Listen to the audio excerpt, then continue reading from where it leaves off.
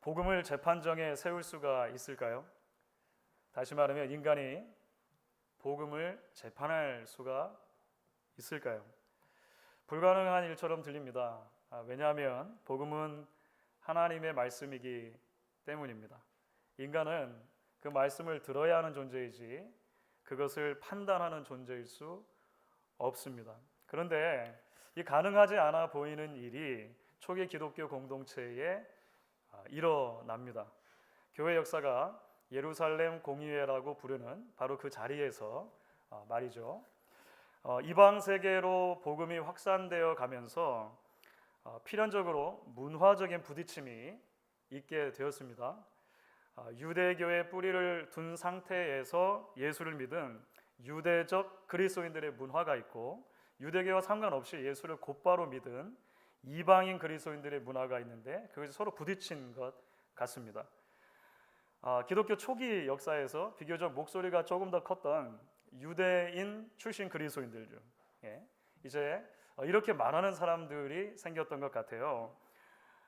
구원을 받으려면 이방인들도 유대인들처럼 할례를 받고 유대인들의 율법을 다 지켜야 한다. 그것이 구원의 필수적인 조건이다. 이렇게 말하는 사람들이 있었다는 것이죠.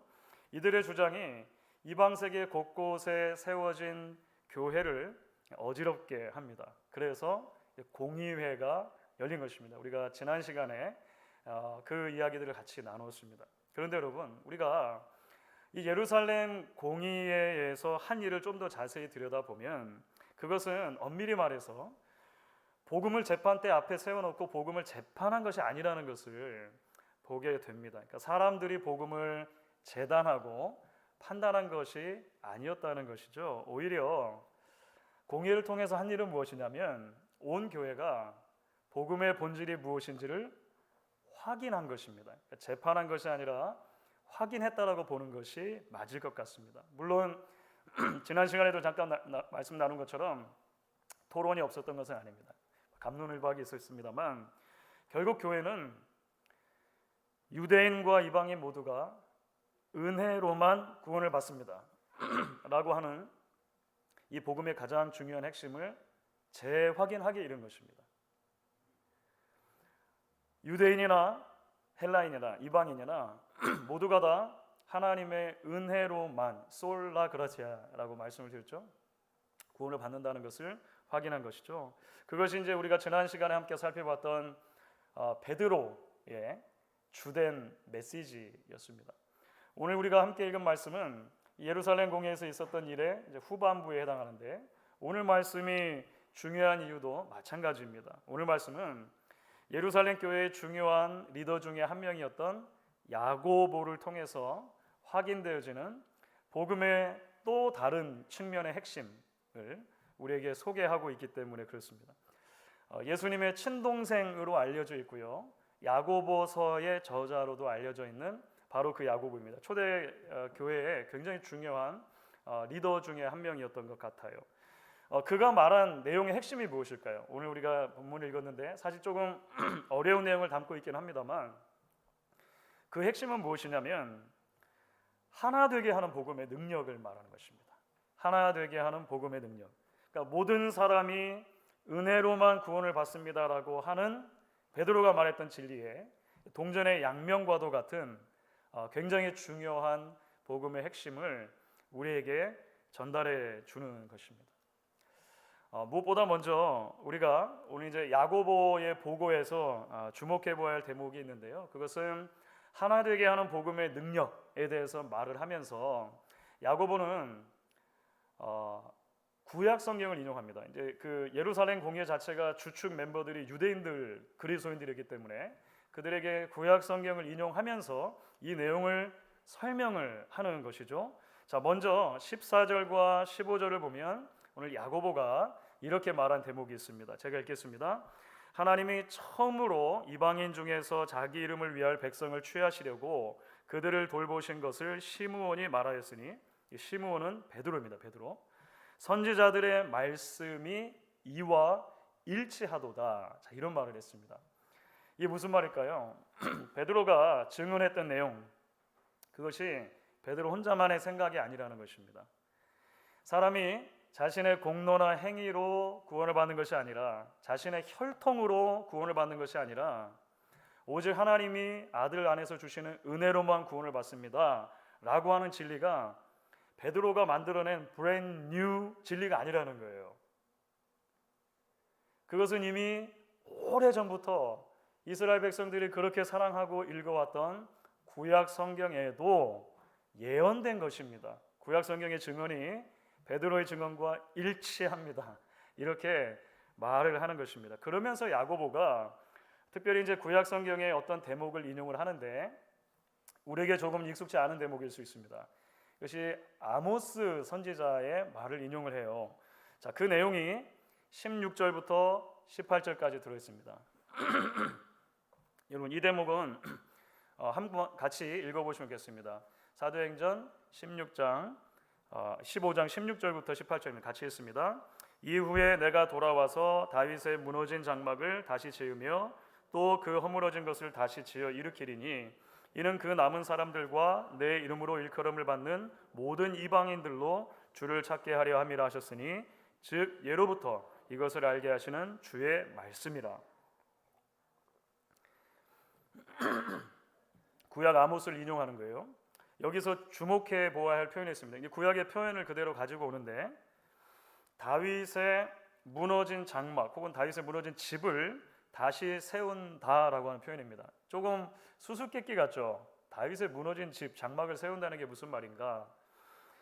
이 말씀은 아모스서 중에서도 특별히 마지막 장입니다. 9장 11절과 12절을 인용을 해요. 아모스라고 하는 구약의 선지자는 이제 소선지서에 들어 있는데 출신은 남쪽 유다 왕국 출신입니다. 그런데 주로 북쪽 이스라엘 왕국에서 활동을 했어요. 그 메시지도 북쪽 이스라엘 왕국이 멸망할 것이다라고 하는 심판의 메시지를 주로 전했습니다. 이스라엘은 하나님의 택한 민족입니다. 그런데 범죄를 한 거예요. 하나님에게서 떠나서 이방 신들을 섬기고 이방 문화를 받아들이고 사회 가운데는 정의가 무너져가는 그런 엉망진창인 나라가 되었다는 것입니다. 하나님이 심판하신다는 거예요. 북왕국 이스라엘을 아시리아라고 하는 거대한 강대국에 의해서 멸망시키실 것이다. 그러니까 아모스서의 전반부는 좀 어두운 메시지죠. 하나님의 심판이 기다리고 있다라고 하는 메시지라는 것입니다. 그런데 아모스의 메시지는 거기서 멈추지가 않습니다. 한 걸음을 더 나아가서 하나님이 주시는 희망에 대해서 이야기를 합니다. 그것이 하나님이 예비하신 메시아가 오실 것인데 그 메시아를 통해서 하나님은 구원을 베풀어 주실 것입니다 라고 하는 메시지를 전하는 거예요. 인간은 죄인입니다. 인간은 연약합니다. 인간에게 소망이 없는 것처럼 보입니다. 그러나 소망이 하나님께 있다는 거예요. 하나님이 언젠가는 이 이스라엘 백성들을 회복시켜 주실 것입니다 라고 말하는 것이죠. 그러면서 아모스 선지자가 굉장히 중요한 표현인 다윗의 무너진 장막이 다시 세워진다라고 하는 표현을 쓰는 거예요. 하나님이 무너졌던 당신의 백성들을 다시 세워주실 것입니다. 구원을 베풀어 주실 것입니다. 여기에 소망이 있습니다 말하는 것이죠. 자, 그런데 여러분 아모스가 놀랍게도 미리 예언한 것이 있습니다.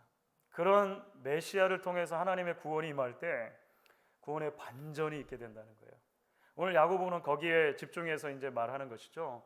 무슨 말이냐면 심판을 통해 하나님께서 이스라엘을 회복시켜 주실 때, 다윗의 장막을 다시 세워 주실 때 민족적인 이스라엘뿐만이 아니라 하나님의 구원 계획 안에 있는 모든 이방인들도 거기에 포함된다는 거예요. 그 구약에 이미 예언이 되어 있다는 것입니다. 야고보가 말한 내용을 제가 세 번역으로 한번 읽어보도록 하겠습니다. 16절과 17절인데요. 세 번역을 보면 이렇게 되어 있습니다. 이 뒤에 내가 다시 돌아와서 무너진 다윗의 집을 다시 짓겠으니 허물어진 곳을 다시 고치고 그 집을 바로 세우겠다. 그래서 남은 사람이 나 주를 찾고 내 백성이라는 이름을 받은 모든 이방 사람이 나 주를 찾게 하겠다. 이런 표현이 나옵니다. 내 백성이라는 이름을 받은 모든 이방 사람, 굉장히 중요한 표현입니다. 왜냐하면 저희들은 별 감동이 없이 이 말씀을 들을 수 있겠습니다만 유대인들의 입장에서 이 말씀을 들으면 이것은 그야말로 경악을 금치 못할 표현이기 때문에 그렇습니다. 왜냐하면 구약 성경 대부분에서 내 백성, my people이라고 부르는 사람들은 혈통적인 이스라엘 사람들입니다. 이스라엘 사람들과 구분되는 것이 이방 민족 혹은 나라들이라고 하는 표현이 구약에 등장하는 거예요. 내 백성은 나라들일 수 없는 거예요. 이방 민족은 내 백성일 수 없는 거예요. 그런데 놀랍죠. 구원의 복음이 내 백성이라는 이름을 받은 이방인들을 낫게 하겠다라고 말을 하는 것입니다. 구약 백성들이 대부분 전혀 상상하지 못했던 새로운 종류의 다윗의 장막에 대해서 말하는 것입니다. 새로운 종류의 이스라엘에 대해서 말하는 거예요. 하나님이 My people이라고 하는 새로운 라스네임, 새로운 성을 주심, 신약의 표현으로 하면 크리스찬이라고 하는 새로운 라스네임을 주신 하나님의 새 백성이 생겨난다는 것입니다. 최근에 읽은 한 신문에 이런 제목의 기사가 올라왔더라고요. 그 기사 제목이 예수가 폴란드 사람이었다고? 라고 하는 제목이에요. 굉장히 도발적인 제목이잖아요. 우리가 알기로 예수님은 유대인이고 그 다윗의 고향인 베들레헴에서 태어나셨는데 갑자기 난데없이 예수님이 폴란드 사람이라니 이게 무슨 말인가 하는 거죠. 그 기사가 서강대 교수이신 임지연 교수라는 분이 기고를 한 경향신문에 기고한 내용이었습니다. 최근에 그분이 유럽을 방문했다가 어떤 박물관에 갔는데 그 박물관에 한 특별 섹션이 있었다는 거예요. 위대한 폴란드, 거대한 거짓말이라고 하는 그 특별전 자체가 그런 제목을 갖고 있는 거예요. 무슨 말이냐면 인터넷이나 유튜브 같은데 떠돌아다니는 소위 요즘 표현으로 하면 폴란드 국뽕 역사관이 있다는 거예요. 그런데 그게 이제 거짓으로 꾸며졌는데 그것을 한 10가지 정도를 추려가지고 이렇게 만들어 놓은 전시관이 있었다는 거예요. 고대 폴란드 제국을 레흐 제국이라고 불렀는데 그 레흐 제국이 어쨌든 그 역사상 존재했던 그 제국 중에 가장 문명이 찬란하고 막 그 너무너무 위대한 민족이다 이런 건 이제 강조를 하는 내용이었던 거죠. 2000년 전에 이미 막 철기를 발명하고 바퀴도 여기서 가장 먼저 발명됐고 도시 설계하고 민주주의 제도가 가장 먼저 도입이 됐고 막 군사력이 어마어마해가지고 알렉산더 대제하고도 막 전쟁하고 로마 시저하고도 막 전쟁하고 막 이런 게 많은 거예요. 폴란드라고 하는 나라가 워낙에 고생을 많이 한 나라니까 우리가 그렇게 만만히 볼 나라가 아니다 이런 걸 이제 이야기하고 싶은 맥락에서 뭐 그런 역사를 만들었을 수도 있겠죠. 예수가 폴란드 사람이라고 하는 것도 그런 맥락에서 나온 거예요. 아까 폴란드 고대 제국을 레흐 제국이라고 한다 그랬잖아요.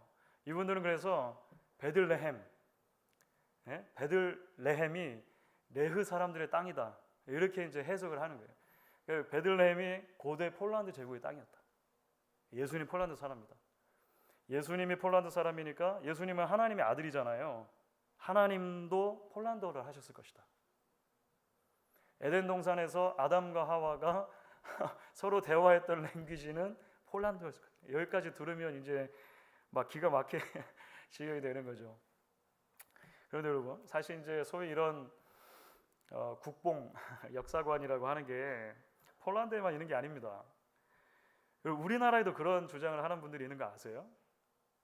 사실 성경을 읽다 보면 구약에 이스라엘의 12지파 중에 단지파의 그 운명이 약간 모호하게 기록이 됩니다. 중간에 그게 없어지는 것처럼 사실 보여지거든요. 우리 한국 민족이 잃어버린 단지파의 자손이다. 단군의 단이 구약 성경의 그 단이다. 이렇게 이제 주장하시려고 하는 분들도 이제 계시더라고요. 그래서 이제 우리 한민족이 하나님이 특별히 사랑하시는 민족이다. 특별히 마지막 때에 사용하실 민족이다. 이렇게 말씀하시는 분들이 더러 계시더라고요. 물론 여러분 우리가 반쯤은 우스개로 들을 수 있는 이야기들입니다. 이런 것들은. 그래도 사실 생각해 보면 우리 안에 사실 많은 부분 하나님을 사유화하고 싶어하는 그런 욕망들이 있습니다. 하나님이 나만 좋아해 주시면 더 좋겠죠. 하나님이 우리 가족만 복 주시면 더 좋겠고, 하나님이 우리 교회만 부흥하게 해주셨으면 더 좋겠다라고 생각할 때가 혹시 있지 않냐는 것입니다. 하나님이 우리 나라만 축복해 주신다면 세상의 다른 나라는 어떻게 되어도 상관이 없다라고 생각하는 마음의 기울기가, 그러니까 미국의 God Bless America 식의 약간은 경도된 복음이죠. 우리 안에도 있지 않냐는 것입니다. 그런데 여러분, 복음에 분명한 관심이 어디에 있습니까? 오늘 말하는 것처럼 내 백성이라는 이름을 받은 모든 사람에 있다는 것입니다. 1세기 그리스도인들에게 그것은 유대인과 이방인의 구분을 넘어서 복음 안에서 새롭게 정의된 하나님의 백성, 새로운 다윗의 장막, 새로운 이스라엘을 말하는 것일 거예요. 유대인도 내 백성이고 이방인도 내 백성이다. 왜냐하면 그들 모두를 위해서 내가 구원자인 내 아들을 주었다라고 하나님 말씀하시는 것이죠. 여러분, 오늘날 우리에게는 어떻습니까? 민족과 나라와 언어를 넘어서 하나님의 구원받은 자녀들 모두가 내 백성이다. 하나님 불러주시는 거예요. 신분의 높낮이와 가진 것의 많고 적음과 이룬 것의 크고 작음에 상관없이 하나님은 복음 안에서 택하신 모든 사람을 My people, 내 백성이라고 불러주시는 것입니다. 한 백성이라고 불러주시는 것이죠. 그 놀라운 복음에 하나 되게 하시는 선포 안에 소위 말하는 기독교 국가주의가 비집고 들어갈 틈은 없는 것입니다. 여전히 나의 공로를 말하고 여전히 나의 행위를 주장하는 공로주의가 끼어들 틈은 없다라고 하는 것이죠. 그런데 여러분, 우리는 동시에 이제 이어지는 야고보의 보고 가운데 대단히 흥미로운 메시지가 있는 것을 보게 돼요. 그것은 이방인 그리스도인들에게 마치 최소한의 율법은 꼭 지켜야 한다라고 다시 야고보가 말하는 것 같은 그런 대목이 있다는 것입니다. 자, 오늘 19절과 20절입니다. 여러분 같이 한번 읽어보겠습니다. 19절 20절입니다. 그러므로 내 의견에는 이방인 중에서 하나님께로 돌아오는 자들을 괴롭게 하지 말고 다만 우상의 더러운 것과 음행과 목매어 죽인 것과 피를 멀리하라고 편지하는 것이 옳으니. 우리가 지금 사도행전 전체 이야기가 어떻게 진행되는지를 읽어봤다면 여러분 약간 고개가 갸우뚱해지는 대목 아닙니까? 지금까지 율법이 아니라 오직 하나님의 은혜로만 구원을 받습니다라고 계속 말했잖아요.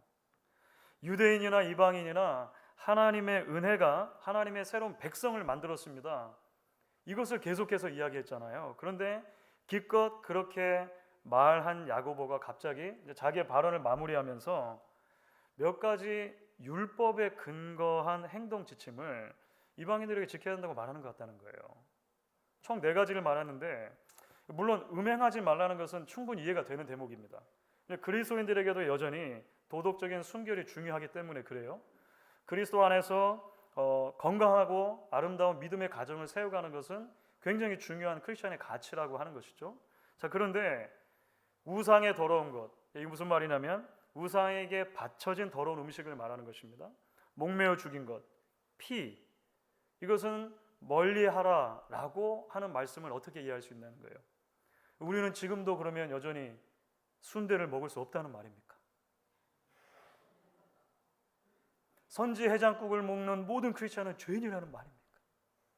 그렇잖아요. 실제로 야고보가 그런 이야기를 지금 하고 있잖아요. 여러분 사실 이 부분은 복음이 하나 되게 하셨으니 그 복음이 하나 되게 하신 것을 힘써 지키라는 말씀으로 우리가 이해해야 할 것 같습니다. 유대인과 이방인을 하나로 묶어주시는 하나님의 놀라운 복음의 결과로 새롭게 탄생한 다윗의 장막, 그 다윗의 장막이 지어져 가는 데 있어서 서로를 향한 이해와 배려와 포용이 필요하다는 것입니다. 이것은 망고불변의 법으로 주어진 것이 아니라 야고보가 그 당시 상황을 가지고 사랑의 원리로 제안을 한 것이라고 보아야 한다는 것이죠. 그래서 야고보가 내 의견에는 이렇게 말하고 시작하는 거예요. 이건 하나님의 말씀이 아니라 내 의견에는 지금 이 상황 가운데 이렇게 하는 것이 바람직하겠습니다라고 제안을 한 거예요. 자, 그래서 많은 신약학자들이 이 부분을 초대 기독교 공동체 안에서 애찬의 관점에서 이해를 하려고 합니다. 자, 유대인들은 이방인들에게 할례를 강요하지 말아야 되는 거예요. 그렇죠? 맞는 거예요. 600개가 넘는 유대인들이 만들어 놓은 수많은 조항들을 이방인들에게 강요할 수 없다는 거예요. 마찬가지로 이방인 그리스도인들도 유대인 그리스도인들을 생각해 주어야 한다는 것입니다. 태어나서 8일 만에 할례를 받고 평생을 코시어 음식만 먹어본 사람들인 거예요. 여러분, 우리의 감각기관 중에 가장 보수적인 것이 혀죠. 사실은 그러니까 새로운 음식을 먹는 거는 굉장히 어려운 일이잖아요. 처음 먹어보는 것에 대한 두려움. 그래서 말씀드린 것처럼 학자들이 야고보가 말하는 이 음식과 관련된 규정을 초대교회의 애찬으로 연결을 시키는 것입니다. 초대교회 성찬식은 예배가 이렇게 끝나면 온 교인들이 식사를 하는 것이었습니다. 온 교인들이 식사를 하는 거예요. 물론 성찬의 가장 핵심이 되는 빵과 포도주가 있지만 그 이외에도 다른 여러 음식을 가지고 와서 성도들이 함께 먹었습니다. 복음의 놀라운 점이 무엇입니까? 유대인들과 이방인들이 그 애찬을 함께 나누는 거예요. 어마어마한 사건이 일어나고 있는 것이죠. 야고보가 말하는 것은 이 컨텍스트 안에서 서로를 배려하는 것이 지혜로운 일이다라고 말하는 것 같다는 거예요. 여러분, 돼지고기 먹을 수 있죠. 우상에게 드렸던 고기도 먹을 수 있는 것입니다. 바울은 나중에 그렇게 말해요. 우상이 아무것도 아니니까 우상에게 드렸던 고기 얼마든지 먹을 수 있다는 것입니다. 피로 만든 것도 피째도 먹을 수 있겠죠. 이방인들에게 그게 아무나 문제가 되는 게 아닌 거예요. 유대인들이라고 하더라도 디아스포라로 오랫동안 이방 문화에 젖어 살던 사람들에게 별 문제가 아닐 수 있어요. 그런데 어렸을 때부터 정통적인 유대 교육을 받은 사람들, 그들 가운데 그리스도인들이 있는 사람들에게는 이것이 여전히 굉장히 어려운 문제일 수 있다는 것입니다. 여러분, 신앙은 과정이잖아요. 내가 오늘 예수 믿었다고 내일 단번에 모든 것들이 다 변하고 끊어지는 게 아니잖아요. 오랜 시간이 필요한데 그러한 과정에 있어서 서로를 배려해 주는 것이 필요하다라고 하는 것이죠. 여러분, 바울이 그래서 이 문제를, 왜냐하면 이 문제가 초대교회에 계속해서 이제 그 이슈가 됐던 것 같아요. 고린도전서 8장, 고린도전서 10장, 로마서 14장에서 이 먹는 것 또는 유대 절기를 지키는 것과 관련해서 바울이 많은 이야기를 합니다. 근데 내용은 비슷해요. 기본적으로 바울의 핵심 메시지는 뭐냐면 그리스도인들은 먹는 것과 마시는 것에 있어서 자유롭다는 거예요. 그것이 아무런 문제가 되지 않는 사람들일 수 있다는 거예요. 왜냐하면 우리는 세상 나라의 가치가 아니라 영화롭고 큰 하나님 나라의 백성으로 이 땅을 살기 때문에 그래요. 하지만 말씀드린 것처럼 믿음이 과정이기 때문에 아직 성장하고 있는 단계에 있는 형제 자매가 있을 수 있다는 것입니다. 그런 이들에게 내가 무엇을 먹거나 마시는 모습이 걸림돌이 될 수 있다는 것이죠. 그러면 그 자유를 내려놓을 수 있는 너른 마음을 품으라. 바울은 이제 그렇게 접근을 합니다. 고린도전서 8장 8절과 9절입니다. 여러분 같이 한번 읽어보도록 하겠습니다. 음식은 우리를 하나님 앞에 내세우지 못하나니 우리가 먹지 않는다고 해서 더 못 사는 것도 아니고 먹는다고 해서 더 잘 사는 것도 아니니라. 그런즉 너희의 자유가 믿음이 약한 자들에게 걸려 넘어지게 되지 않도록 조심하라. 이게 바울이 말하고 싶은 핵심 내용인 거예요. 그것이 연약한 자체들에게 걸림이 되면 나는 평생 고기 안 먹겠다. 바울은 사실 그렇게까지 말하거든요. 바울이 진짜 고기 안 먹었을까요? 먹었을 거예요. 저는 그렇게 생각합니다. 하지만 원리적인 측면에서 굉장히 중요한 원리가 있다라고 말하는 것입니다. 저희 막내 아들이 지난주 금요일 날 태권도 2단 승단을 했습니다. 오랫동안 그 도장을 같이 다녔던 저희 교회의 경진이와 미성이도 같이 2단이 되었습니다.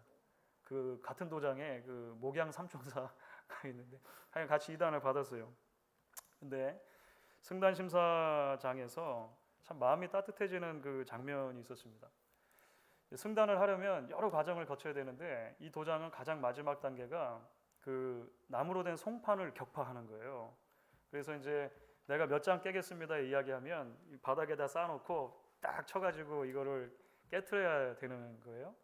1단 하는 친구들은 보통 뭐 석 장에서 5장 정도 깨고 2단 하는 친구들 보니까 5장에서 한 8장 정도 이렇게 깨더라고요. 저희 교회 친구들은 전부 다 한 8장씩 깬 것 같아요.